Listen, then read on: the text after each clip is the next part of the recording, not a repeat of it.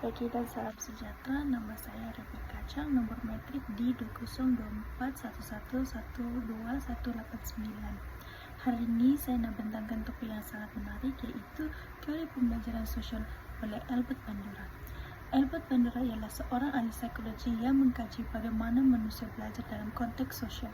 Beliau juga menekankan tentang keyakinan diri atau efikasi diri, yaitu kepercayaan seseorang terhadap kebolehan dirinya. Kalau kita yakin boleh buat sesuatu, kita akan lebih bersemangat dan mudah mencapai kejayaan. Pertama, Bandura percaya bahwa manusia belajar bukan hanya melalui pengalaman sendiri, tetapi juga melalui pemerhatian dan peniruan. Contohnya, kanak-kanak belajar bercakap, berjalan, atau bersikap dengan meniru ibu bapa atau rakan. Inilah yang disebut sebagai pembelajaran melalui pemerhatian. Kedua, dalam proses pembelajaran melalui peniruan ada 4 langkah utama. Pertama, perhatian. Kita mesti beri tumpuan kepada model yang ditiru. Kedua, ingatan. Kita simpan apa yang kita lihat dalam bentuk image atau perkataan. Ketiga, reproduksi. Kita cuba buat semula tingkah laku yang diperhatikan. Keempat, motivasi.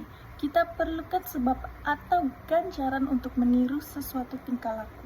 Tiga, Bandura menerangkan tentang pengukuhan dalam pembelajaran. Terdapat 2 jenis utama.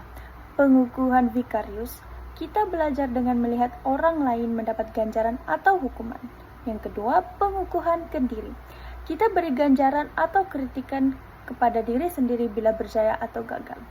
Selain itu, teori ini juga tekankan peranan kognitif dalam pembelajaran. Manusia menggunakan simbol, bahasa, dan imajinasi untuk berpikir dan menyelesaikan masalah sebelum bertindak. Maksudnya, kita bukan sekadar meniru secara buta, tapi kita pikir dulu sebelum bertindak. Seterusnya, Bandura menjelaskan tentang pengaruh model. Model yang berprestige, berkuasa, atau disukai lebih mudah ditiru oleh orang lain.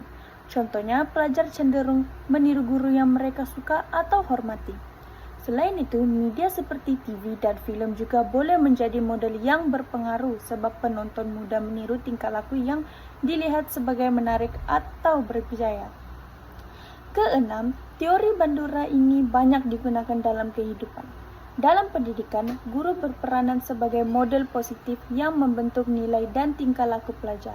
Dalam terapi, teori ini bantu individu atasi ketakutan dengan melihat orang lain menghadapinya. Dan dalam sosialisasi, kita belajar menyesuaikan diri melalui interaksi dengan orang lain.